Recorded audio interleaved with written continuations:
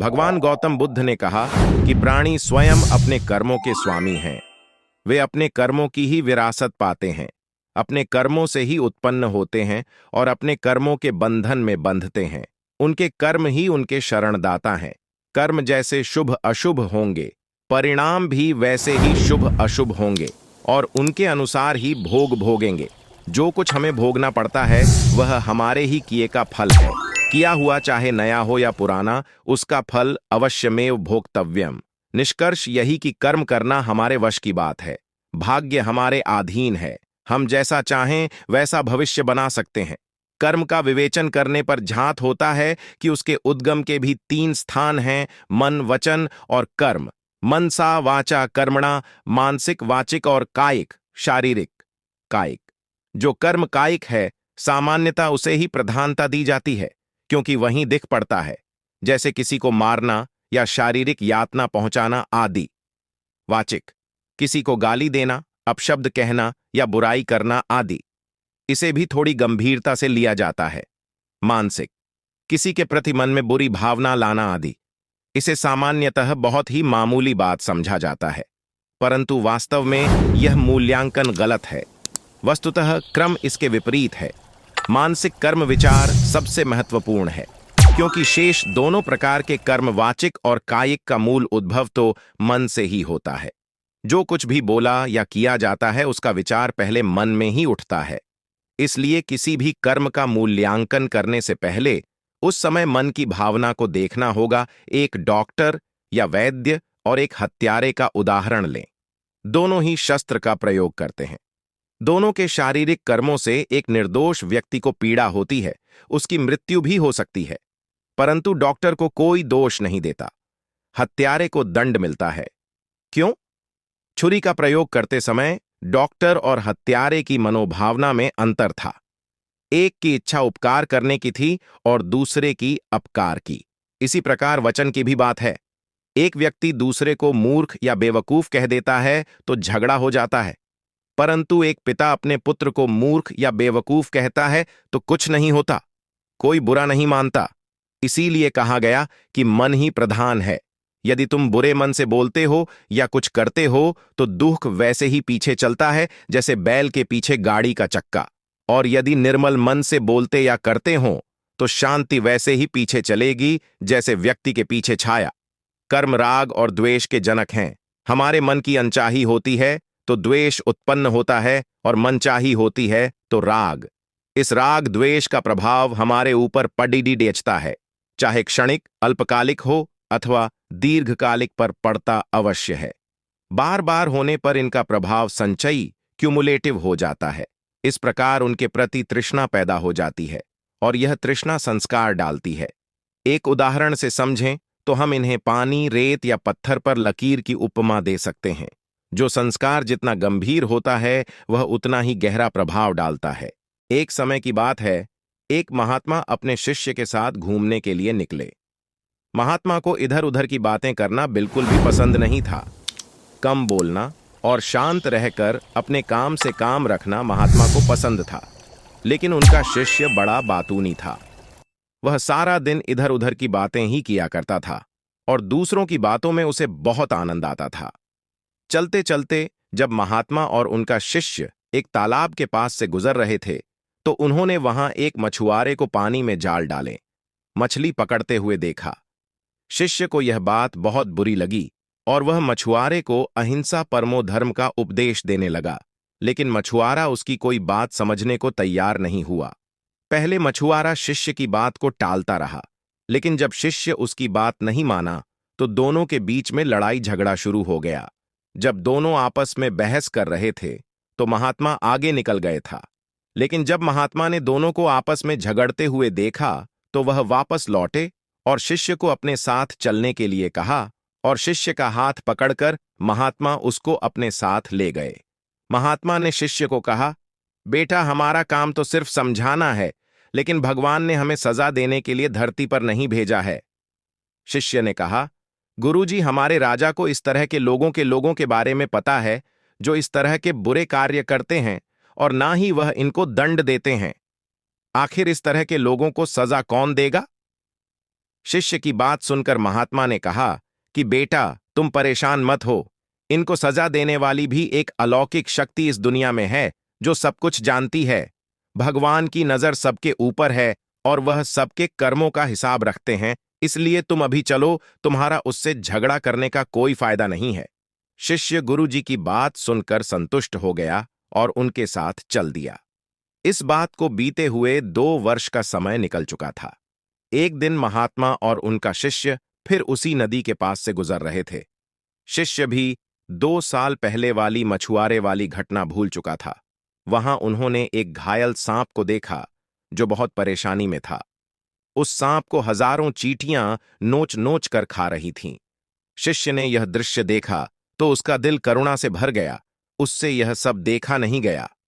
वह सांप को बचाने के लिए जाने ही लगा था कि महात्मा ने उसका हाथ पकड़ लिया और उसको जाने से मना कर दिया। शिष्य ने गुरु से पूछा, आप मुझे सांप को बचाने के लिए क्यों नहीं जाने दे रहे? महात्मा ने कहा, इस सांप को अपने कर्मों का फल भोगने दो। अगर तुमने इसको बचाने की कोशिश की तो इस बेचारे को अगले जन्म में फिर यह दुख भोगने पड़ेंगे, क्योंकि कर्म का फल सभी को भोगना पड़ता है। शिष्य ने महात्मा से पूछा कि गुरु जी, इसमें ऐसा कौन सा कर्म किया है जो यह इतना भयंकर कष्ट भोग रहा है? महात्मा ने कहा कि यह वही मछुआरा है जिसको तुमने 2 साल पहले मछलियों का ना मारने का उपदेश दिया था और वह तुम्हारे साथ लड़ने के लिए तैयार हो गया था। वह मछलियां ही यह चींटियां हैं जो इसको नोच नोच कर खा रही हैं। शिष्य महात्मा की बात सुनकर हैरान हो गया और उसने महात्मा से पूछा कि गुरु जी, यह तो बड़ा ही अजीब सा न्याय है। महात्मा ने कहा, बेटा, इस दुनिया में स्वर्ग और नरक के सारे दृश्य मौजूद हैं। तुम्हें इस धरती पर हर जगह ईश्वर के न्याय के नमूने देखने को मिल सकते हैं। इसलिए अपने कर्म को हमेशा याद रखना चाहिए, क्योंकि सच यही है, जो हम करेंगे वह एक दिन हमें भोगना ही पड़ेगा। महात्मा ने कहा कि हमारे जीवन का हर पल बहुत ही कीमती है, इसलिए इस जीवन को बुरे कर्म करके बर्बाद नहीं करना चाहिए। शिष्य को गुरुजी की बात समझ में आ गई। दोस्तों, यदि हम अपने जीवन में बहुत ज्यादा अच्छे कर्म करते हैं तो उसी के फलस्वरूप भगवान हमारे साथ न्याय करेंगे। इसलिए हमें जीवन में हमेशा अच्छे कर्म करने चाहिए। यह बात सत्य है कि कर्म फल से कोई नहीं बच पाया है। कर्म आपका दिखने में तो बुरा हो सकता है, परंतु अगर आपका उद्देश्य और आपकी नीयत सच्ची है तो फल भी आपको सच्चा और अच्छा ही मिलेगा। जिन कर्मों का फल वर्तमान में नहीं मिलता, उसे भोगने के लिए वह आत्मा नया शरीर धारण करती है और अपने नए जन्म में अपना फल भोगती है। इसे ही कहते हैं कर्म का सिद्धांत। तो आइए पढ़ते हैं एक राजा की कहानी। इसी कर्म सिद्धांत को एक कहानी के माध्यम से समझते हैं। बहुत समय पहले की बात है, एक राजा राज्य करता था। वह राजा एक दिन अपनी जन्मपत्री पढ़ रहा था। पढ़ते पढ़ते उस राजा को ख्याल आया कि जिस समय मेरा जन्म हुआ होगा उस समय कितने मनुष्यों का जन्म हुआ होगा, लेकिन वह सभी मेरी तरह राजा क्यों नहीं बने। राजा हर दिन हर समय इसी प्रश्न का उत्तर ढूंढने में लगे रहते हैं, लेकिन उन्हें इसका उत्तर नहीं मिल पाता है। अपने प्रश्न का उत्तर पाने के लिए राजा अपने राज्य में बड़े बड़े बुद्धिमान व्यक्तियों को बुलाते हैं। राज्य में सभी बुद्धिमान व्यक्ति एकत्रित होते हैं। वह सभी यह सोच में होते हैं कि राजा ने उन्हें यह क्यों बुलाया है।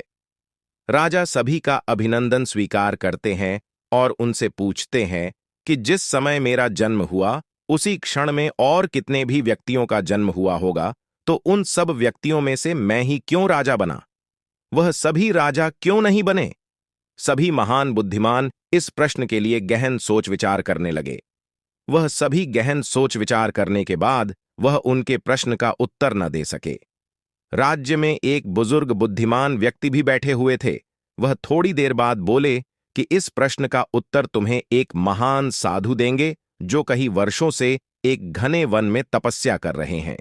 यह सुनकर राजा अगले दिन अपने सैनिकों के साथ उस जंगल की ओर निकल पड़ा। कुछ दूर पहुंचते ही राजा को वहां एक छोटी सी कुटिया दिखाई दी। जब राजा उस कुटिया के पास पहुंचा तो उसने देखा कि एक साधु वहां बैठा आग के अंगारे खा रहा है। यह देखकर राजा चकित रह गया। राजा ने हिम्मत करके उनसे कहा कि हे साधु, मैं आपको प्रणाम कार्य हूं। मैं आपसे एक प्रश्न पूछना चाहता हूं कि मेरे जन्म वाले दिन कितने मनुष्यों का जन्म हुआ है? उन सभी में से मैं ही क्यों राजा बना? साधु यह प्रश्न सुनकर बोले कि हे राजन, मैं तुम्हारे इस प्रश्न का उत्तर नहीं दे सकता। थोड़ा आगे चलकर तुम्हें एक और साधु मिलेंगे, वही तुम्हें इसका उत्तर दे सकते हैं। यह सुनकर राजा दूसरे साधु की तलाश में आगे निकल पड़ा। थोड़ा आगे चलते ही राजा को साधु दिखाई देता है और वह साधु मिट्टी खा रहा होता है। यह देखकर राजा हैरान रह जाता है। फिर उस वक्त राजा हिम्मत करके अपना प्रश्न साधु से पूछता है। फिर साधु क्रोधित होकर बोलता है कि तुम जल्दी यहां से चले जाओ, मेरे पास तुम्हारे इस प्रश्न का उत्तर नहीं है। परंतु वह साधु उसे एक लड़के के बारे में बताता है और कहता है कि तुम उसके पास जाओ, तुम्हें अपने प्रश्न का उत्तर जरूर मिलेगा। तो राजा उस लड़के की तलाश में आगे बढ़ने लगता है। ढूंढते ढूंढते वह राजा एक गांव में जा पहुंचा। राजा को थोड़े समय बाद वह लड़का मिल गया।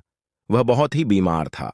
राजा ने उस लड़के से अपना प्रश्न पूछा और लड़का बोला कि राजन, हम पिछले जन्म में 4 भाई थे।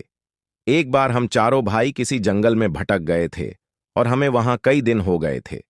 हमारे पास केवल जरा सा आटा पड़ा था और उसकी हमने रोटियां बना ली थीं। जैसे ही हम वह खाने लगते हैं, हमारे पास एक बाबा आते हैं।